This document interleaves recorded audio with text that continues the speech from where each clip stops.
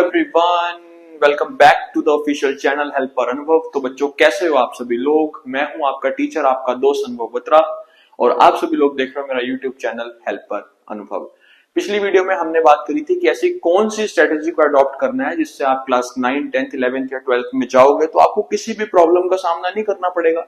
Video पे काफी प्यार मिला है, वीडियो को काफी बच्चों ने पसंद भी किया है। इस वीडियो से हम क्या सीखने वाले हैं, क्लास 12 का इकोनॉमिक्स एग्जाम अब 19 को आ ही चुका है, आज 16 डेट हो गई है। अब जब भी ये वीडियो आपको मिलेगी तो इसमें आपको पता चलेगा कि आपको इकोनॉमिक्स में कौन कौन से फॉर्मूलाज ढंग से करके जाने हैं जिससे आपको एग्जाम में काफी बेनिफिट मिलने वाला है। तो वीडियो को कंप्लीट देख लेना। जो भी बच्चे क्लास 12 के वीडियो को देख रहे हैं वो अपने फ्रेंड्स को शेयर कर देना ताकि उनको पता चले कि आपको कौन कौन से फॉर्मूलाज करके जाने हैं क्लास 12 की मैक्रो इकोनॉमिक्स में, जिससे आपको काफी बेनिफिट मिलेगा। तो वीडियो को कर लेते हैं स्टार्ट करने से पहले अगर मैं बता दूं, एम्स इंस्टीट्यूट में रजिस्ट्रेशन ओपन हो चुके हैं। अगर आप क्लास 9, 10th, 11th या 12th में हो तो आप यहाँ पे फ्री ऑफ कॉस्ट रजिस्ट्रेशन करवा सकते हो। बैचेस की डेट जल्दी अनाउंस कर दी जाएगी। तो चलिए वीडियो को स्टार्ट कर लेते हैं। Class 12th macro economics important formulas. देखो, अभी जब मैं वीडियो बना रहा हूं, आपने काफी सारे ट्यूटर्स की वीडियो देख ली होगी, आपने काफी सारे पॉपुलर वीडियोस को सर्च भी कर लिया होगा, लेकिन मेरा बनाने का टारगेट ये है क्योंकि जो स्ट्रेंथ मेरे पास है या फिर जो बच्चों को अभी भी कुछ फॉर्मूलाज क्लियर नहीं हो पाए ना, क्योंकि आपने सब पढ़ तो लिया लेकिन ये नहीं पता चल पा रहा है कि कौन से बेसिक फॉर्मूला है जिसका एग्जाम में क्वेश्चन आएगा ही आएगा, तो उसके बारे में हम बात कर रहे हैं। तो मैं स्टार्टिंग जो कर रहा हूं ना यहाँ पे, वो नेशनल इनकम से कर रहा हूं, ठीक है। क्योंकि आप मानो या फिर ना मानो, नेशनल इनकम वो चैप्टर है क्लास 12 की इकोनॉमिक्स में जिसमें से एक क्वेश्चन आएगा ही आएगा। अगर नहीं यकीन होता है तो पिछले साल का बोर्ड का एग्जाम उठा के देख लो या कुछ भी मटेरियल उठा के सर्च करके देख लो, आपको ऐसा कोई भी एग्जाम नहीं मिलेगा जहां पे नेशनल इनकम का जो क्वेश्चन है वो ना आया हो। तो नेशनल इनकम में आपको करनी है तीन चीजें, तीनों को हम कर रहे हैं स्टार मार्क। एक तो आता है आपका इनकम मेथड, ठीक है, जो कि बहुत इजी है। दूसरा आता है आपका एक्सपेंडिचर मेथड, ये भी बहुत इजी है। और तीसरा आएगा आपका वैल्यू एडेड मेथड, ये भी क्वाइट इजी है। तो तीन मेथड रहेंगे, स्टेप बाय स्टेप हम चल रहे हैं। फॉर्मूला कौन सा करना है वो बता दो। तो स्टार्टिंग हम किससे कर रहे हैं, स्टार्टिंग हम इनकम मेथड से कर रहे हैं। एक तो एक चीज का ध्यान रखना है, मैं यहाँ पे आपको स्टार्टिंग से एंड तक निकालनी तो नहीं सिखा सकता चीज की भाई कैसे फाइंड आउट करना है। तो जाना हमको किस पे होता है, एनएनपीएफसी पे। जाना हमको किस पे होगा, एनएनपीएफसी पे। क्यों जाना होगा भाई इस पे, क्योंकि ये क्या है, नेशनल इनकम। इस पे जाना है, कोई भी फॉर्मूले से करो, लेकिन इनकम मेथड के अंदर हम निकालते हैं एनडीपीएफसी, ठीक है। फुल फॉर्म बाद में डिस्कस करेंगे, अभी नहीं। इसका formula COE plus OS plus MISE, ठीक है बच्चों। COE plus OS plus MISE, again full form. COE की full form compensation of employees, OS की full form operating surplus, MISE की full form mixed income of self employed, ठीक है। अब COE अगर क्वेश्चन में डायरेक्ट दे रखा है, बहुत ही अच्छी बात है, इससे अच्छी बात हो ही नहीं सकती, तो आप डायरेक्ट पुट कर दो। नहीं डायरेक्ट दे रखा, कोई बात नहीं, इसका इलाज भी ढूंढ लिया है। इसके अंदर का जो मटेरियल है वो wages and salaries in cash plus wages and salaries in kind plus employers contribution towards SSS। SSS means social security scheme, ठीक है। तो अगर आपको सीओई डायरेक्ट नहीं दे रखा होगा तो आप इन चीजों का इस्तेमाल करके सीओई निकाल सकते हो, ये आपको क्वेश्चन में दे रखा होगा। तो अब एक पेज और ऐड कर लेते हैं। अब ओएस जो हमारा सेकंड पार्ट है, अगेन अगर क्वेश्चन के अंदर डायरेक्ट दे रखा होगा तो आप डायरेक्ट उसको पुट कर सकते हो। अगर डायरेक्ट नहीं दे रखा होगा तो इसका भी सॉल्यूशन ढूंढ लिया है। इसके पार्ट आएगा रेंट, फिर आएगा इंटरेस्ट, फिर आएगा रॉयल्टी, इंपॉर्टेंट है, और फिर आएगा प्रॉफिट। इन चार चीजों को प्लस कर लोगे, ठीक है। इसके अंदर का एक्सटेंशन भी कर लें। रेंट, इंटरेस्ट और रॉयल्टी तो दे रखा होगा आपको डायरेक्ट। अगर आपको प्रॉफिट डायरेक्ट नहीं दे रखा तो प्रॉफिट का भी हमारे पास एक्सटेंशन अवेलेबल होता है। प्रॉफिट के अंदर आएगा तुम्हारा अनडिस्ट्रीब्यूटेड प्रॉफिट, क्वेश्चन के अंदर दे रखा होगा, ठीक है। अनडिस्ट्रीब्यूटेड प्रॉफिट के अलावा आपका आता है इसमें कॉर्पोरेट टैक्स, प्लस करना होगा, ठीक है। Corporate tax, undistributed profit plus एक आता है आपका रिटेन्ड अर्निंग्स, प्रॉफिट बन गया, ठीक है। लास्ट पार्ट है फॉर्मूले का MISE, यानी कि mixed income of self employed. इसकी फुल फॉर्म है, क्वेश्चन में दे रखा होगा, बहुत अच्छी बात है। क्वेश्चन में नहीं दे रखा होगा, जीरो ले लेने का, ठीक है। तो फॉर्मूला तैयार हो गया, COE plus OS plus MISE।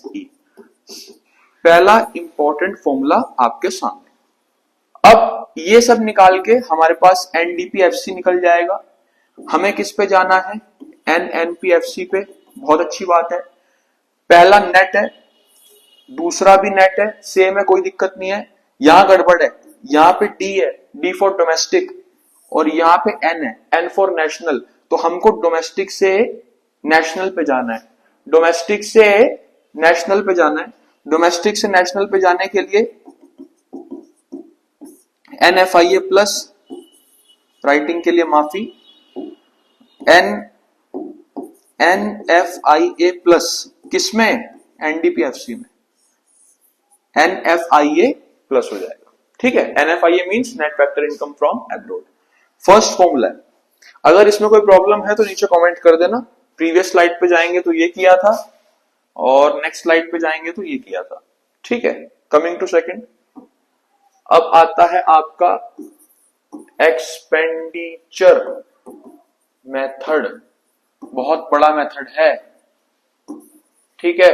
Question आ सकता है पेपर में इसमें से। तो एक्सपेंडिचर मेथड पे आप निकालते हो GDP MP, okay.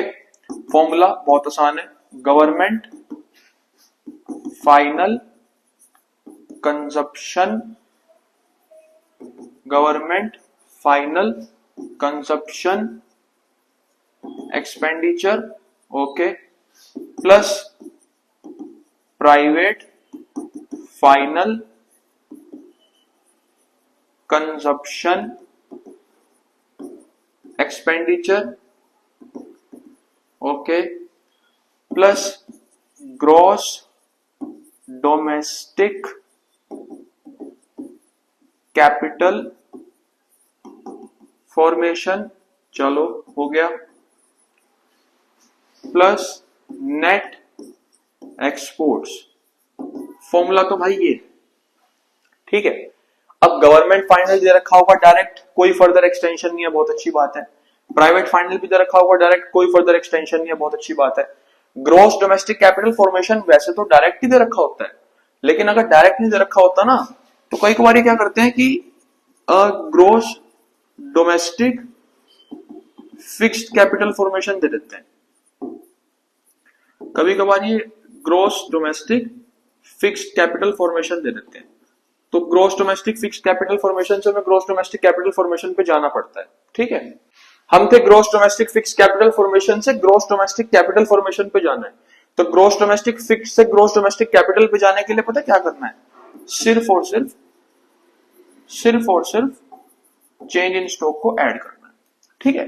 By chance, ध्यान से सुन लो, बाई चांस अगर एग्जाम में क्वेश्चन में ग्रॉस डोमेस्टिक कैपिटल फॉर्मेशन के बजाय gross domestic fix capital formation दे रखा होगा, लेकिन हमको ग्रॉस डोमेस्टिक कैपिटल फॉर्मेशन चाहिए, फिक्स नहीं चाहिए ना, तो हम फिक्स से नॉर्मल पे जाएंगे, और फिक्स से नॉर्मल पे जाने के लिए हम उसमें चेंज इन स्टॉक को ऐड करेंगे।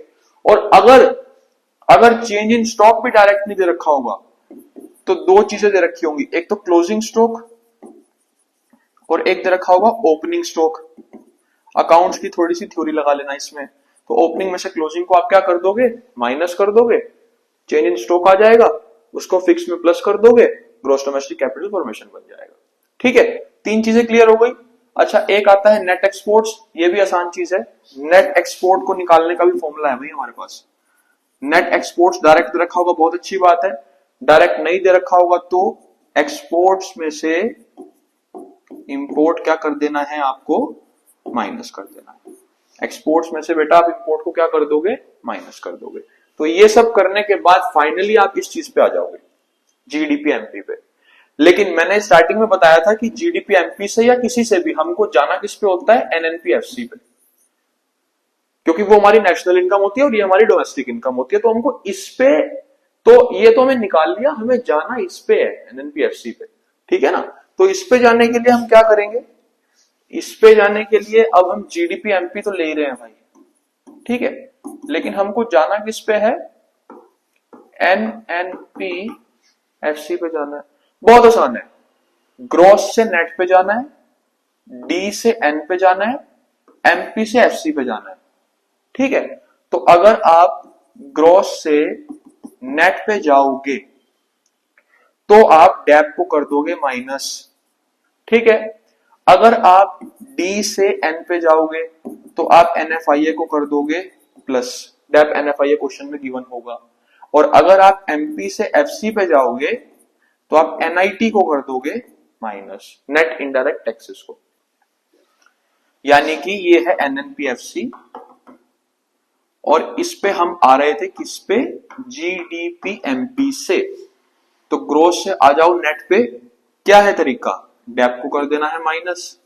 अच्छा, डोमेस्टिक से आ जाओ नेशनल पे, क्या है तरीका, एनएफआईए को कर देना है प्लस। एमपी से आ जाओ एफसी पे, क्या है तरीका, एनआईटी को कर देना है माइनस। ये है आपका सेकंड वाला मेथड जो है एक्सपेंडिचर मेथड। फॉर्मूला बहुत इंपॉर्टेंट है, मतलब कि जिसे बोलते हो ना कोर फॉर्मूला चैप्टर का, वो ये है। दो मेथड हो गए, इनकम और एक्सपेंडिचर। और भी है, एक हमारे पास आता है वैल्यू एडेड मेथड, ये भी इंपॉर्टेंट रहता है भाई, लेकिन इसका क्वेश्चन आपको 2 मार्क्स में हद से ज्यादा मिलता है, इससे ज्यादा मिलने के चांसेस है नहीं, क्योंकि ना फॉर्मूला छोटा है। फॉर्मूले के अंदर जीवीएएमपी निकालना पड़ता है, जीवीएएमपी, ठीक है। फॉर्मूला आसान है, value of output minus IC. What do mean by IC, it's intermediate consumption, it's intermediate consumption, okay. तो वैल्यू ऑफ आउटपुट डायरेक्ट नहीं है, कोई बात नहीं। तो वैल्यू ऑफ आउटपुट अगर डायरेक्ट नहीं भी है ना, तो फॉर्मूला है हमारे पास, sales plus change in stock. ये फॉर्मूला है। तो अगर वैल्यू ऑफ आउटपुट डायरेक्ट नहीं है तो sales plus change in stock. और अगर आईसी डायरेक्ट नहीं है, हर चीज का इलाज ढूंढ लिया है। अगर आईसी डायरेक्ट नहीं है तो परचेज ऑफ रॉ मटेरियल तो होगा, अदर नेम है, परचेज ऑफ रॉ मटेरियल तो होगा, या फिर परचेज ऑफ मशीनरी होगा, कुछ तो होगा, पुट कर देने का, ठीक है। सर ये जीवीएएमपी है, सर आप कहते हो कि एनएनपीएफसी पे जाना है, करना क्या है साफ साफ बताओ। करना ये है, वी कुछ नहीं होता, वैल्यू होता है इसका मतलब।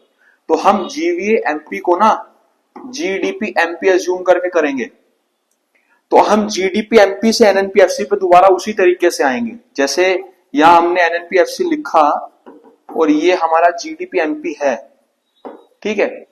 तो हम उसी तरीके से एनएनपीएफसी पे आएंगे जिस तरीके से पिछले वाले मेथड से आए थे कि ग्रॉस से नेट पे आना है तो डेप माइनस, डोमेस्टिक से नेशनल पे आना है तो एनएफआईए प्लस, और एमपी से एफसी पे आना है तो एनआईटी माइनस।